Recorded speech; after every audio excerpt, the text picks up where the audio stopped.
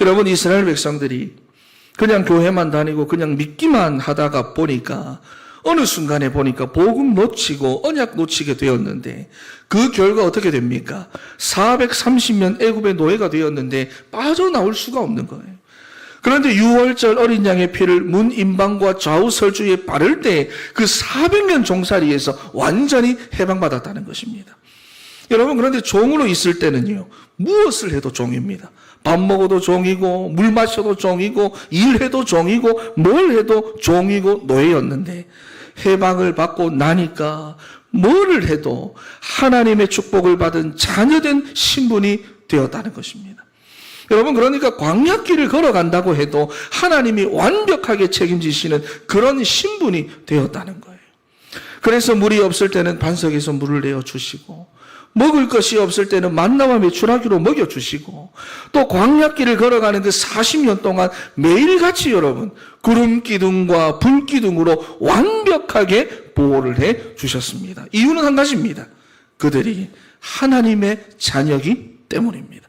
여러분, 그런데도 이스라엘은 그러한 축복을 깨닫지 못하고 그냥 현실 보고 형편 보고 조건 보면서 원망하고 불평만 하다가 결국 40년이라는 시간이 흘러가 버리는데 여러분, 믿음의 역사를 고백한 여호수아와 갈렙을 제외하고는 전부 다 광야에서 죽어버렸다는 거예요. 여러분, 그렇다면 이스라엘 백성들은 왜 이렇게나 원망하고 불평했을까요? 왜 이렇게나 자기의 삶을 바라보며 원망하고 불평했을까요? 그 이유는 자기가 얼마나 행복한 존재인지를 알지 못해서 그런 것입니다.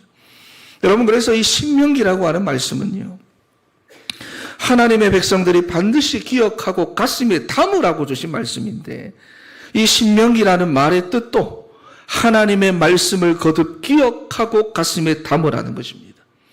그래서 오늘 읽은 이 신명기 33장은 모세가 임종을 앞두고 이스라엘 백성들에게 저 가나안 땅을 바라보게 하면서 마지막으로 하는 유언의 말씀인데요. 그 중에서도 이 29절 말씀은 거기에 대한 결론입니다. 유언에 대한 결론이에요. 그러니까 핵심 중에 핵심입니다.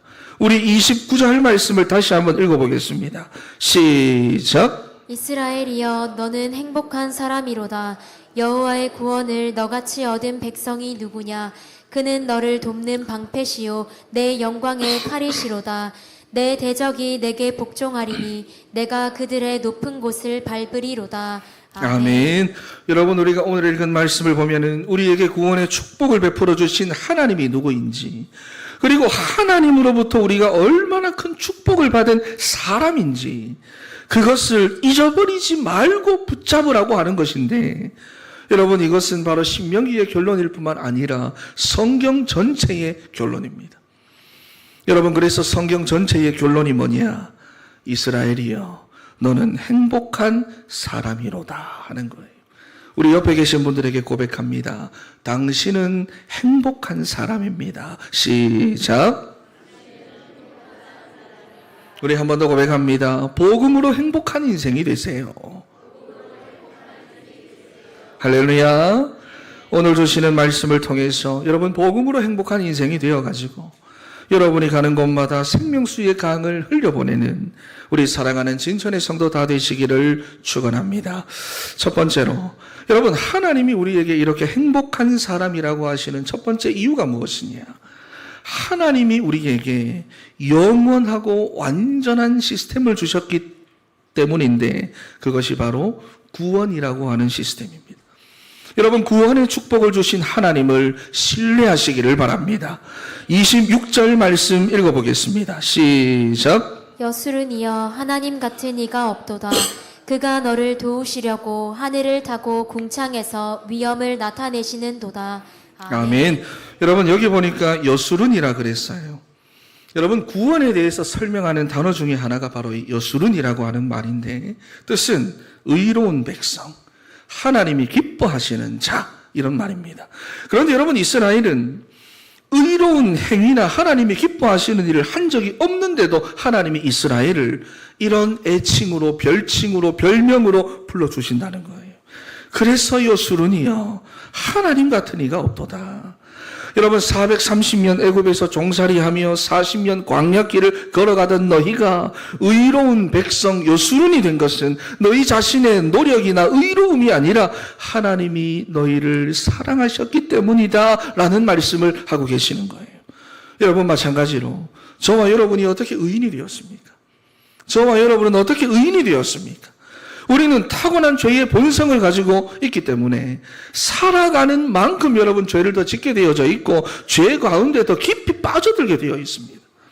그리고 그 죄로 말미암아 저주와 재앙을 우리의 삶을 통해 받게 되어 있어요. 그래서 이 저주와 재앙의 흐름이 우리 인생과 우리의 가정과 사랑하는 우리 자녀들에게 흘러 들어오지 않게 하려면은 이 죄 문제부터 해결을 받아야 하는 것입니다. 그런데 특별히 죄라고 할 때는요, 우리도 모르게 짓는 우리의 자범죄가 있습니다. 매일의 삶에서 우리는 또다시 죄를 짓고 또다시 죄를 짓고 살아가는데 살아가는 세월만큼이나 우리는 죄를 쌓아가면서 살아가는 것입니다. 그런데 더 중요한 것은 내가 지은 죄보다도 여러분, 내가 알지도 못하는 가운데서 저주와 재앙이 내게 임하는 죄가 있는데 그것이 바로 원죄라는 것입니다. 여러분, 원죄는 하나님을 떠난 근본 문제예요. 이 원죄 때문에 우리 인간이 죄 가운데 빠져가지고 살아가는 것입니다. 그리고 또 우리도 모르게 우리 조상들이 우리의 가정과 가문에서 우상을 숭배하며 살아왔던 그 삶의 과정들이 있어요. 여러분, 그 우상의 죄들, 그래서 그 영적인 저주의 흐름들이 가문이라고 하는 통로를 통해서 계속 이렇게 흘러내려오는데 여러분, 이 모든 죄는 반드시 멸망받아야 됩니다. 로마서 6장 23절 말씀에 죄의 삭은 사망이다 그랬어요. 여러분, 이 용어를 보시면은 군대에서 쓰는 군사 용어입니다. 우리가 알든지 모든지 간에 죄 가운데 살아가는 대가는 반드시 죽어야 한다는 거예요. 여러분, 그런데 우리가 당해야 될 이 죄의 문제를 내게 돌리지 아니하시고 하나님께서 그리스도를 보내사 우리의 모든 죄를 다 해결하신 것입니다. 그것이 바로 십자가 사건이에요. 히브리서 9장 22절 말씀에 피 흘림이 없은즉 사함이 없느니라. 여러분, 죄가 없으신 그리스도께서 우리를 위해 십자가에서 피 흘려 죽으심으로 그리스도를 바라보고 그리스도를 믿는 모든 자들에게 죄 사함을 받는 구원의 길을 열어놓으셨습니다. 그리고는 여수run이여, 너 의로운 자여, 너는 이제 죄가 없다, 의인이다, 이렇게 선언을 하신 거예요. 여러분, 여기에 대한 말씀이 로마서 3장 22절, 23절, 24절에 나타나는데 우리 한번 읽어보도록 하겠습니다. 로마서 3장 시작. 곧 예수 그리스도를 믿음으로 말미암아 모든 믿는 자에게 미치는 하나님의 의니 차별이 없느니라. 모든 사람이 죄를 범하였음에 하나님의 영광에 이르지 못하더니 그리스도 예수 안에 있는 속량으로 말미암아 하나님의 은혜로 값없이 의롭다 하심을 얻은 자 되었느니라. 아멘. 여러분에게 무슨 말이냐? 창세기 3장 사건 이후로 이 땅에 태어나는 모든 인간은 다 죄인인데 그리스도 예수 안에 있는 속량으로 말미암아, 그리고 예수 그리스도를 믿음으로 말미암아 하나님이 우리에게 아무런 값도 없이 오로지 하나님의 은혜로 말미암아 하나님 당신의 의를 우리에게 부어주셨다고 말씀을 하는 것입니다.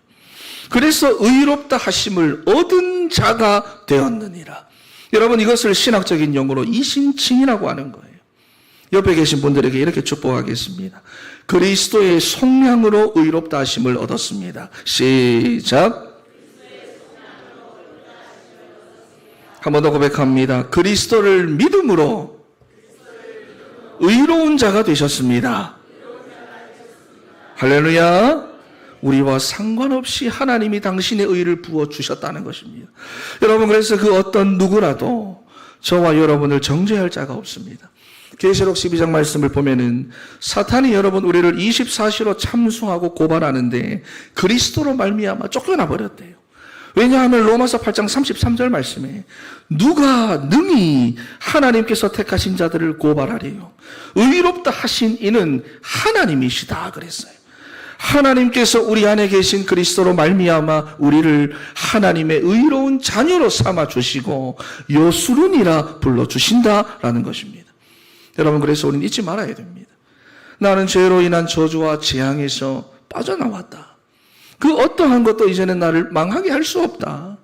우리의 모든 죄 문제를 해결하신 그리스도께서 성령으로 내 안에 내주에 계셔서 나를 거룩한 성전으로 삼아주셨다. 여러분, 이러한 축복된 역사를 우리는 한시라도 잊어서는 안 되는 줄 믿습니다. 여러분, 그래서 찬송가에도 있잖아요. 만입이 내게 있으면 그 입 다 가지고 내 구주 주신 은총을 늘 찬송하겠네. 그렇지요. 여러분, 이 찬송은 웨슬레 목사님이 지은 찬양시입니다. 구원의 축복을 주신 하나님을 생각하면 생각할수록 은혜 받고 회심하고 1년 뒤에 지었대요. 그 은혜를 생각하면 생각할수록 구원의 은혜가 얼마나 감사한지 늘 이 찬송을 부르셨다는 겁니다. 여러분, 우리는 입이 하나밖에 없는데도 온갖 여러분 더러운 말, 불신앙의 말, 세상적인 말, 육신적인 말, 나중심의 말을 내뱉고 우리는 살아가는데 죄로 말미암아 저주와 재앙 가운데서 해방된 은혜가 얼마나 컸던지 내 입이 10,000개가 있더라도 그 입 다 가지고 주 예수 크신 은총을 늘 찬송하겠다고 고백하고 있는 것입니다. 여러분, 이와 같은 구원의 감사와 감격이 여러분에게도 넘쳐나시기를 바랍니다.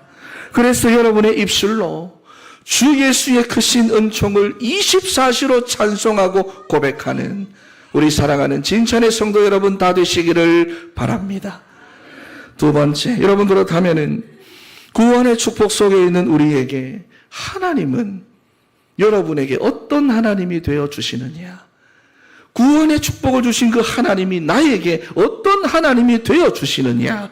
26절 말씀을 계속해서 보니까 그가 너를 도우시려고 하늘을 타고 궁창에서 위엄을 나타내시는도다 그랬습니다.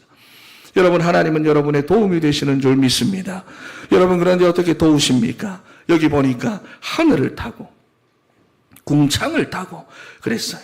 여러분, 이런 표현은 성경이 창조주 하나님의 능력과 권세와 그리고 그의 영광을 표현할 때 쓰는 말인데, 여기 보시면은 타다라는 이 동사가 로케브라고 그래가지고 능동분사형으로 되어 있습니다. 어렵지요? 이 다 집어치우고. 그러니까 간단하게 말하면 뭐냐?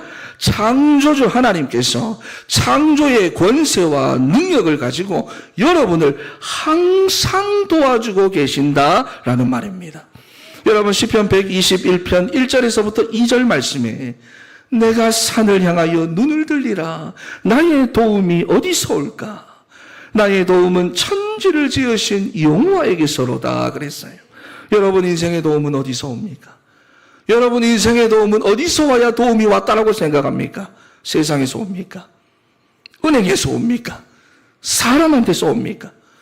여러분, 우리 인생의 도움은 천지의 창조의 능력과 권세를 가지고 여러분을 24시로 도와주고 계시는 창조주 하나님께 있는 줄 믿습니다. 그래서 우리는 그 하나님을 바라보아야 하는 거예요. 여러분, 시편 121편 말씀을 보니까 우리를 지켜주시고 도와주시는 하나님은 졸지도 않고 주무시지도 않고 모든 환난에서부터 여러분들을 보호하신대요. 우리로 실족하지 않게 해주신대요.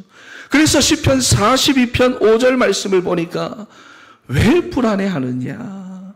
왜 걱정하느냐? 왜 낙심하고 있느냐? 너는 하나님께 소망을 둬라. 그가 나타나 도우심으로 말미암아 찬송하리로다 그랬어요. 여러분, 하나님을 찾으시기를 바랍니다. 그리고 또 하나님은 여러분의 어떤 하나님이 되어 주시느냐? 27절 말씀을 읽어보겠습니다. 27절 시작. 영원하신 하나님이 내 처소가 되시니 그의 영원하신 팔이 내 아래에 있도다. 그가 내 앞에서 대적을 쫓으시며 멸하라 하시도다. 아멘. 아멘. 여러분, 우리가 예수 그리스도를 믿는 순간부터 하나님이 우리의 영원한 처소가 되어 주신다 말씀하십니다. 여러분, 처소가 뭡니까? 처소. 거주하는 곳을 말하는 거예요. 머무르는 곳입니다. 그러니까 여러분이 문제 가운데 있더라도 여러분이 거주하고 있는 곳은 문제가 아니라 하나님입니다. 내가 여러분 위기 가운데서 정말 갈등하고 있고 고난 중에 있고 낙심 중에 있다 하더라도 내가 지금 머물고 있는 거처는 그 문제거리, 연명거리가 아니라 영원하신 하나님인 줄로 믿습니다. 여러분 다윗이 그러니까 뭐라고 고백을 합니까? 군대가 자기를 애워싸고 있는데도 여호와가 나의 피할 파위가 되신다고 고백하는 거예요. 여호와가 나의 산성이 되신다고 고백하는 거예요. 여러분이 거주하는 곳은 영원하신 하나님인 줄 믿습니다. 여러분은 그래서 여러분 절대로 안 망합니다. 절대로 실패할 수가 없습니다. 고린도후서 4장 말씀을 보니까 우리가 사방으로 우겨쌈을 당해도 쌓이지 않고 답답한 일을 당해도 낙심하지 않고 박해를 받아도 버림받지 않고 거꾸로 뜨림을 당해도 망하지 않는다. 그리고 오늘 본문에는 이렇게 표현을 합니다. 그의 영원하신 팔이 내 아래 있도다. 여러분 그림이 그려집니까? 갓난아이를 안고 있듯이 아래에서부터 우리를 안듯이 품으셔가지고 우리의 거처가 되신다는 것입니다. 그런데 여러분 그의 영원하신 팔이라 그랬어요. 결코 모자람이 없으신 하나님의 그 능력의 팔로 여러분의 인생에 완전하고 영원한 거처가 되어주신다는 것입니다. 여러분 그래서 찬송가도 있잖아요. 406장 주의 영원하신 팔 함께 하사 항상 나를 붙드시니 내가 어느 곳에 가든지 요동하지 않음은 주의 팔을 의지함이라 그랬어요. 여러분의 영원한 초소가 되시는 하나님의 영원하신 팔을 의지하는 우리 진천의 성도 다 되시기를 바랍니다. 그러면 여러분 인생의 대적들을 쫓아내 주시겠대요. 여러분 그리고 또 하나님은 어떤 하나님이 되십니까? 28절 말씀 한번 읽어보겠습니다. 시작. 이스라엘이 안전히 거하며 야곱의 샘은 곡식과 새 포도주의 땅에 홀로 있나니 곧 그의 하늘이 이슬을 내리는 곳에로다. 아멘. 여러분 여기 보시면은 이스라엘과 야곱의 샘은 같은 말입니다. 그러니까 표면적으로는 이스라엘이 가나안 땅에 들어가서 안전하게 거주하게 될 것이다 라는 말인데 뒤에 보면 중요한 말이 나오지요. 이스라엘이 있는 곳에 이슬이 내린다는 것입니다. 여러분 다시 말해서 우리가 그리스도 안에 있으면 여러분들이 그리스도 안에 있으면 복음에 집중하고 있으면 그리스도 안에 있는 우리 매일의 삶의 하늘에서부터 이슬이 내리는데 우리가 하는 모든 일에 하나님의 은혜가 임하는 축복이 나타난다는 것입니다. 여러분 이것을 다른 말로 하면 뭐라고 합니까? 형통이라고 하는 것입니다. 여러분 그러니까 우리 인생의 모든 축복이 어디에서부터 시작이 되느냐? 우리에게 구원의 축복을 주신 하나님으로부터 시작이 되는 것이고 죄인된 우리를 의롭다 하신 그 은혜로부터 해서 우리 인생의 모든 축복이 시작된 것입니다. 그리고 여러분들은 그 복을 가진 가장 축복된 존재인 줄 믿습니다. 옆에 계신 분들에게 당신은 가장 축복된 존재입니다. 시작. 네, 여러분 하나님을 신뢰하시기를 바랍니다. 그래서 정말로 하나님께 집중하시고 그리스도께 정말 집중하시고 말씀에 여러분 집중하셔서 여러분 경제로 행복한 인생 그런 거 말고 세상 사람들이 하는 거 명예로 행복한 인생 그런 거 말고 있다가 없어지는 그런 거 말고 있으면 기쁘고 없어지면 내가 막 슬퍼지는 그런 거 말고 영원한 행복을 누릴 수 있는 복음으로 행복한 여러분들이 되시기를 축원합니다. 그래서 두 번째로 여러분 구원의 축복 속에 있는 내가 누구인지를 잊지 말아야 합니다.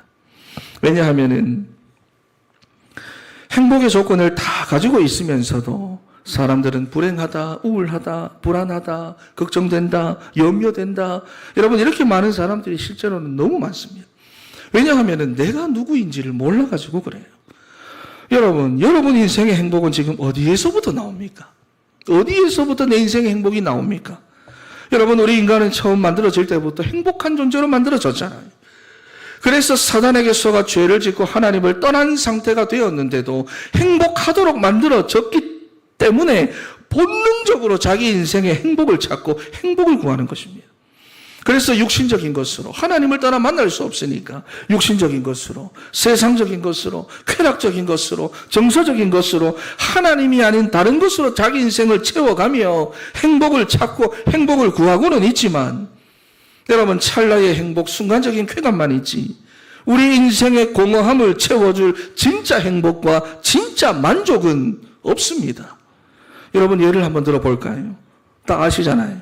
사람들이 결혼할 때는 그렇게나 행복해 하면서 시간이 지나면 그렇게나 싸웁니다.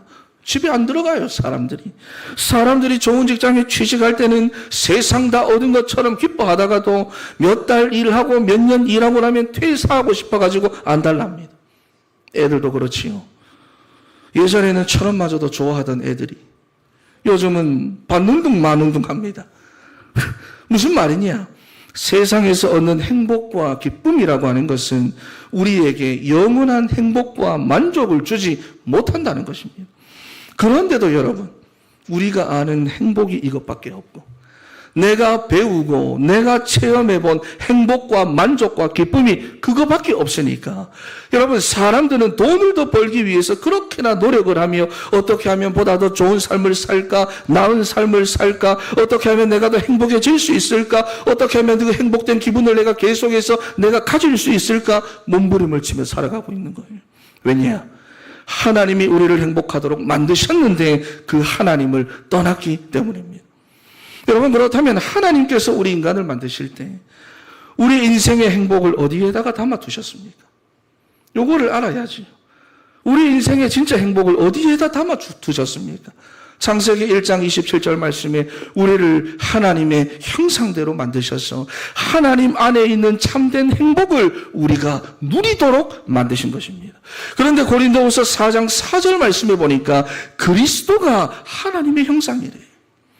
그래서 예수 그리스도께서 이 땅에 오신 이유는 우리에게 참된 행복과 만족을 주시고 우리로 하여금 그것을 누리도록 하기 위해서 이 땅에 오신 것입니다. 요한복음 10장 10절 말씀에 내가 온 것은 양으로 생명을 얻게 하고 더 풍성히 얻게 하려는 것이라 그랬어요. 여러분, 우리로 참 행복을 얻게 하고 누리게 하기 위해서 그리스도께서 생명으로 이 땅에 오신 줄 믿습니다. 그리고 이제는 그리스도께서 우리 안에 성령으로 내주에 계시면서 우리를 성전 삼아 주셨는데 성경은 이런 우리를 가리켜서 하나님의 자녀라고 말합니다. 여러분, 그러니 참 행복의 모든 조건이 이제는 이미 우리 안에 다 들어와 있어요. 그래서 29절 말씀에 뭐라고 합니까? 이스라엘이요, 너는 행복한 사람이로다. 이제부터 우리는 여러분 그리스도 안에 있는 참된 행복을 찾아야 되고 누려야 할 줄로 믿습니다. 더 이상 틀린 행복, 다른 행복에 집착하며 방황하지 말고 영원히 우리를 행복하게 하시고 만족하게 하실 그리스도께 우리가 집중해야 하는 것입니다. 여러분, 옆에 계신 분들에게 이렇게 말해줍니다. 당신이 누구인지를 잊지 마세요. 시작.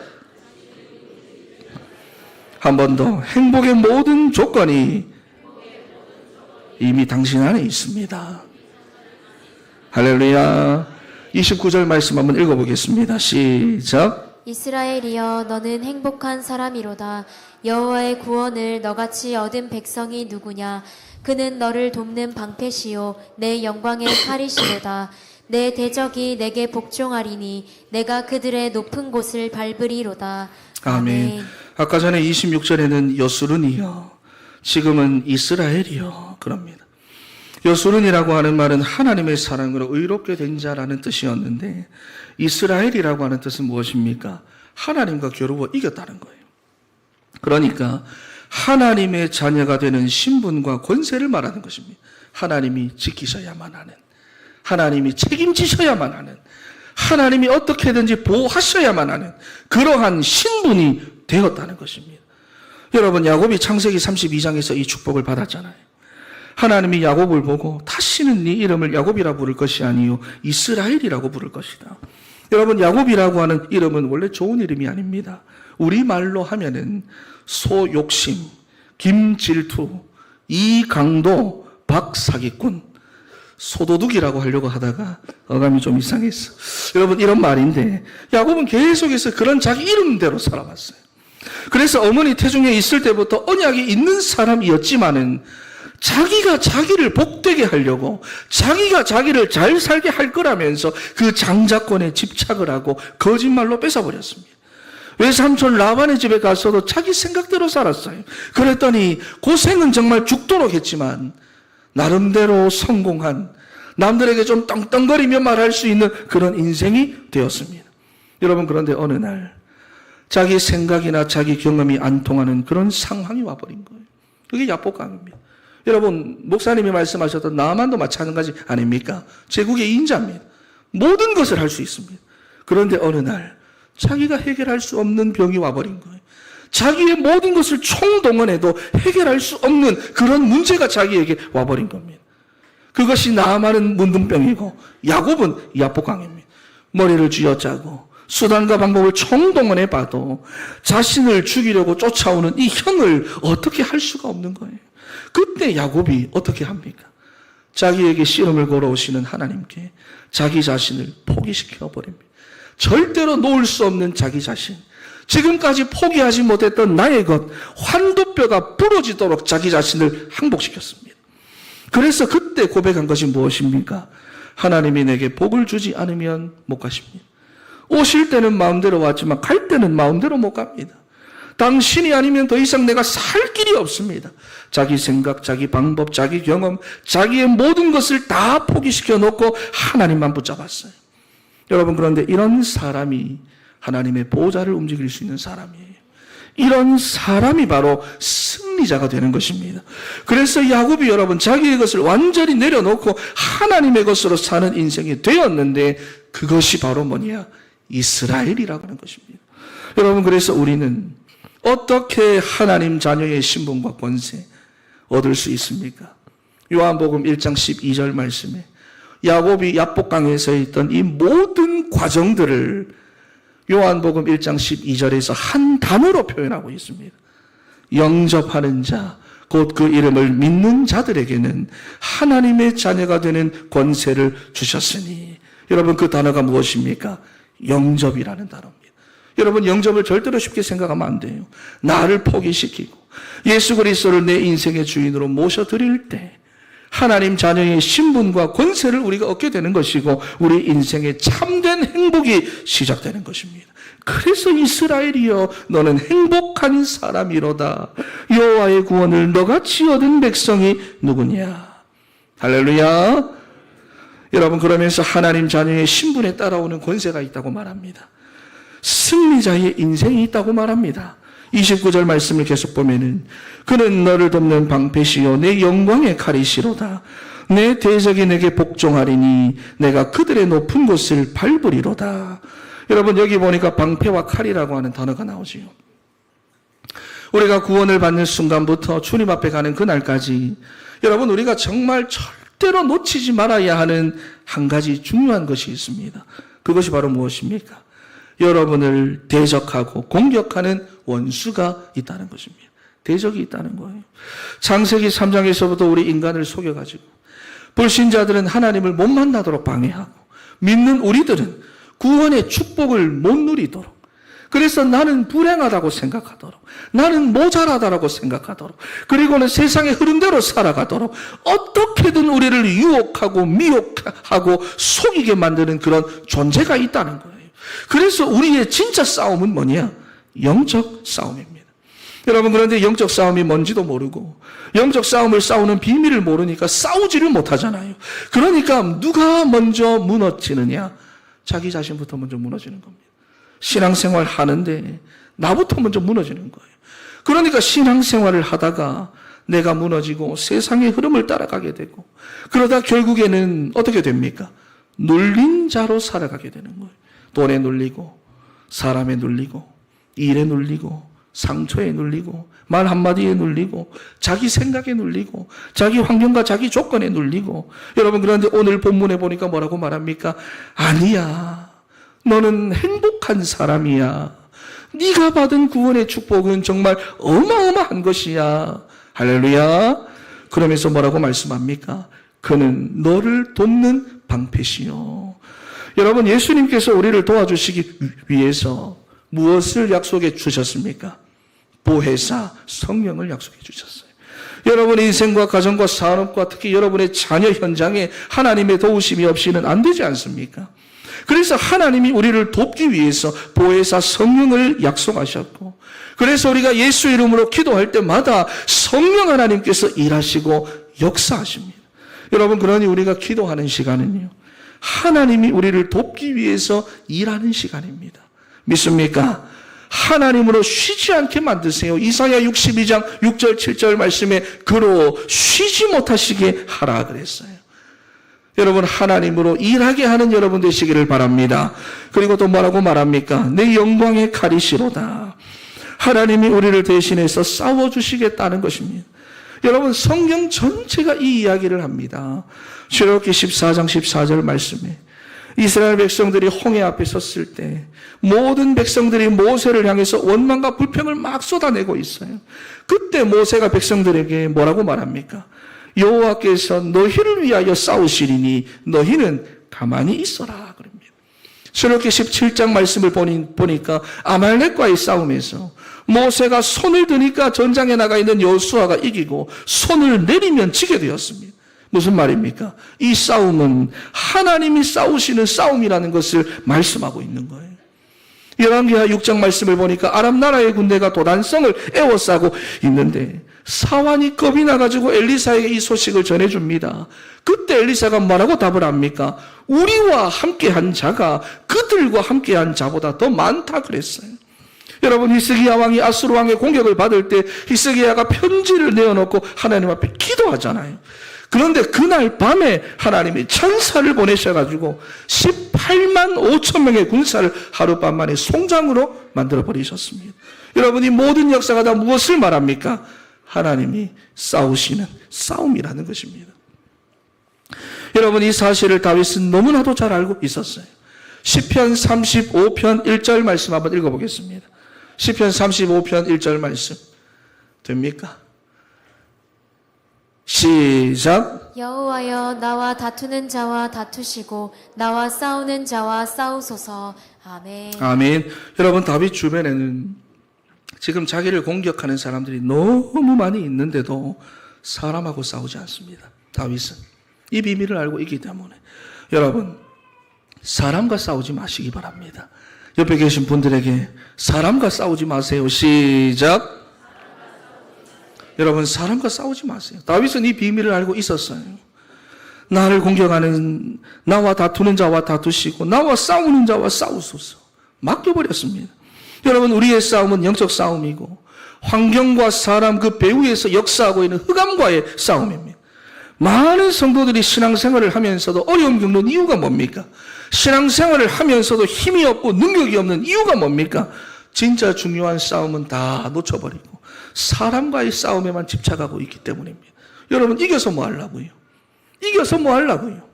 여러분, 그래서 오늘 본문 말씀에 그는 너를 돕는 방패시요 내 영광의 칼이시로다. 에베소서 6장 말씀에 보니까 우리의 영적 싸움의 전신갑주를 이야기를 하는데 거기서 방패가 뭐로 나옵니까? 우리의 믿음이라고 말합니다.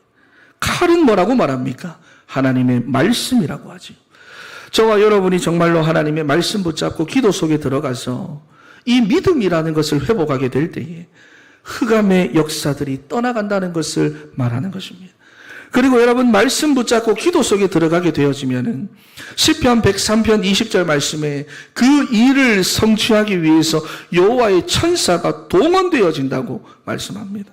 여러분, 말씀 놓치지 마시기 바랍니다. 내게 주시는 말씀으로 받아가지고 기도로 연결시키세요. 하늘의 뜻이 내 삶에 이루어지도록, 하늘의 뜻이 내 가정에 이루어지도록, 하늘의 뜻이 우리 자녀들에게 성취되도록 여러분 말씀에 집중하시기를 바랍니다. 그리고 언약 기도를 하시면서 단순 반복 지속하세요. 그러면 여러분의 믿음이 성장합니다. 여러분, 그리고 또 어떤 권세가 있느냐? 29절 마지막 말씀을 보니까 내 대적이 내게 복종하리니 내가 그들의 높은 곳을 밟으리로다 그랬습니다.